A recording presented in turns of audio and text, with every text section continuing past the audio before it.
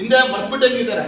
ಅದನ್ನ ತಪ್ಪದಾರಿಗೆ ತಗೊಂಡೋಗಂತ ಕೆಲಸ ಮಾಡ್ತಾ ಇದ್ದಾರೆ. ಇನ್ಮೇಲೆ ನಾನು ಎಚ್ಚರಿಕೆ ಕೊಡ್ತಾ ಇದ್ದೀನಿ ಶಾಸಕರಿಗೆ, ನಮ್ಮ ನಾಯಕರ ಬಗ್ಗೆ, ನಮ್ಮ ಕಾರ್ಯಕರ್ತರ ಬಗ್ಗೆ ಏನಾದ್ರೂ ತೊಂದರೆ ಕೊಡೋದಾಗ್ಲಿ, ಬೇಕು ಅಂತೇಳಿ ಅಧಿಕಾರಿಗಳನ್ನ ಬಳಸ್ಕೊಂಡು ಏನಾದ್ರೂ ಕಿರುಕುಳ ಕೊಡೋದಾಗ್ಲಿ ಕೊಡ್ಲಿ.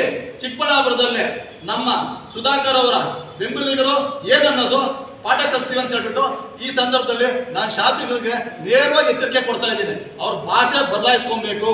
ಯಾಕಂದ್ರೆ ಅವರು ಒಬ್ರು ಶಿಕ್ಷಕರಾಗಿ ಅವರು ಸಂಸ್ಥೆ ನಡೆಸ್ತಾ ಇದ್ದಾರೆ. ಅವ್ರು ಇದೇ ತರ ಅವ್ರ ಮಕ್ಕಳಿಗೆ ಪಾಠ ಮಾಡ್ತಾ ಇದಾರ. ಚಿಕ್ಕಬಳ್ಳಾಪುರದಲ್ಲಿ ಏನ್ ಅನ್ಕೊಂಡಿದ್ದಾರೆ? ಜನನ 2 ಲಕ್ಷ ಚಿಲ್ಲರೆ ಜನ ಇದ್ದಾರೆ. ಅವ್ರಿಗೊಬ್ಬರಿಗೆ ಮತ ಕೊಟ್ಟಿರೋದು, ನಮ್ಗೇನು ಮತ ಕೊಟ್ಟಿಲ್ಲ. ನಮ್ಮ ನಾಯಕರಿಗೆ ಮತ ಕೊಟ್ಟಿಲ್ವಾ? ನಾವು ನೋಡಿದೀವಿ. ಪ್ರದೀಪ್ ಈಶ್ವರ್ ಏನ್ ಅನ್ನೋದು ನಾವು ನೋಡಿದೀವಿ, ಹತ್ರವಾಗಿ ನೋಡಿದೀವಿ. ಈಗ ಅವರು ಗೌರವಾನ್ವಿತ ಸ್ಥಾನದಲ್ಲಿದ್ದಾರೆ. ನಾವು ಗೌರವ ಕೊಡ್ತೀವಿ. ಅವ್ರ ಅಭಿವೃದ್ಧಿ ಮಾಡಕ್ ಬರ್ಲಿ, ನಾವು ಅವ್ರ ಜೊತೆಲಿ ಕೈ ಜೋಡಿಸಿ ಅವ್ರಿಗೆ ಏನ್ ಬೇಕೋ ಸಹಕಾರ ನಾವು ಕೊಡ್ತೀವಿ. ಅದು ಬಿಟ್ಟು ಭಾಷೆ ಅನ್ನೋದು ನಮ್ಗೆ ನಮ್ಮ ನಾಯಕರು ಈ ತರ ಭಾಷೆ ಮಾತಾಡ್ರಿ ಅಂತ ಹೇಳ್ಕೊಟ್ಟಿಲ್ಲ. ನಮ್ಮನ್ನ ತಿದ್ದಿ ಈ ಮಟ್ಟಕ್ಕೆ ಈ ಸ್ಥಾನಕ್ಕೆ ತಂದು ಕುಣಿಸಿದರೆ ಒಳ್ಳೆ ಅಭಿವೃದ್ಧಿ ಮಾಡಿ ಅಂತ ಹೇಳ್ಬಿಟ್ಟು ಅವ್ರೇನಾರ ಇದೇ ತರ ಭಾಷೆ ಬಳಸಿದ್ರೆ ಅವ್ರು ಎಲ್ಲೆಲ್ಲೇ ಹೆಜ್ಜೆ ಇಡ್ತಾರೋ ಅಲ್ಲೆಲ್ಲ ಅವ್ರಿಗೆ ಬುದ್ಧಿ ಕಲಿಸ್ಬೇಕಾಗ್ತದೆ. ಇದು ನೇರವಾಗಿ ನಾನು ಎಚ್ಚರಿಕೆಯನ್ನ ಕೊಡ್ತಾ ಇದ್ದೀನಿ ಮಾನ್ಯ ಪ್ರದೀಪ್ ಈಶ್ವರ್ ಅವ್ರಿಗೆ. ಏನ್ ಹೇಳ್ತಾರೆ ಅವ್ರ ಭಾಷೆ, ನಮ್ಮ ನಾಯಕರ ಬಗ್ಗೆ, ನಮ್ಮ ಕಾರ್ಯಕರ್ತರು ಇವತ್ತು ಏನೇನು ಕಿರುಕುಳ ಕೊಡ್ತಾ ಇದ್ದಾರೆ ಗೊತ್ತಾ? ಸುಮ್ಮನೆ ಅವ್ರು ಕಿರುಕುಳ ಕೊಡ್ತಾ ಇರೋದಕ್ಕೋಸ್ಕರ ನಾವು ಹೇಳ್ತಾ ಇರೋದು. ಈಗ ನಮ್ಮ ಕಾರ್ಯಕರ್ತರು, ನಮ್ಮ ಬೆಂಬಲಿಗರು, ನಮ್ಮ ನಾಯಕರು ಅವ್ರ ಬಗ್ಗೆ ಏನಾದ್ರು ಮಾತಾಡಿದಾಗ ನಾವು ಸುಮ್ಮನೆ ಇರಕ್ಕಾಗುತ್ತಾ? ನಾವು ಸ್ಥಾನದಲ್ಲಿ ಇದ್ದಾಗ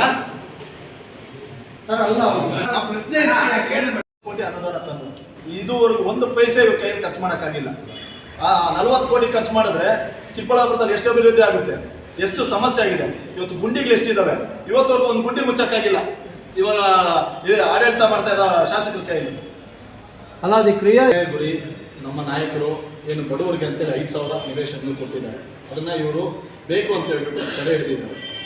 ಏನು 5,000 ನಿವೇಶನಗಳು, ಅದು ಸರ್ಕಾರ ಜಮೀನನ್ನು ಗುರುತಿಸಿ ಸರ್ಕಾರದಿಂದ ಪರ್ಮಿಷನ್ ತಗೊಂಡು ಸರ್ಕಾರದಿಂದ ಆದೇಶ ಹೊರಡಿಸಿ ಅದು ಹೌಸಿಂಗ್ ಬೋರ್ಡಿಗೆ ತಂದು ಬಡವರಿಗೆಲ್ಲ ಹಂಚಿದ್ರೆ ಇವಾಗ ಅದನ್ನು ಡೆವಲಪ್ ಮಾಡಕ್ಕೆ ಬಿಡ್ತಾ ಇಲ್ಲ. ಇದುವರೆಗೂ 2 ವರ್ಷದಿಂದ ಅವ್ರು ಬೇಕು ಅಂತ ಇದ್ದಾರೆ. ನಮ್ಮ ಮೊದಲನೇ ಗುರಿ, ನಮ್ಮ ನಾಯಕರು ಏನು ಬಡವರಿಗೆ ಸೈಟ್ ಕೊಟ್ಟಿದ್ದಾರೋ ಇನ್ನು 2-3 ತಿಂಗಳಲ್ಲಿ ಆ ಸೈಟ್ನ ನೀಟಾಗಿ ಲೇಔಟ್ ಡೆವಲಪ್ಮೆಂಟ್ ಮಾಡಿ ಗುರುತಿಸ್ಬಿಟ್ಟು ಆ ಫಲಾನುಭವಿಗಳನ್ನ ಕರ್ಕೊಂಡು ಹೋಗ್ಬಿಟ್ಟು ಅಲ್ಲಿ ಅವ್ರದ್ದು ಇದು ಮಾಡೋಂಥ ಕೆಲಸ ಮಾಡ್ತೀವಿ. ಮೊದಲನೇದು.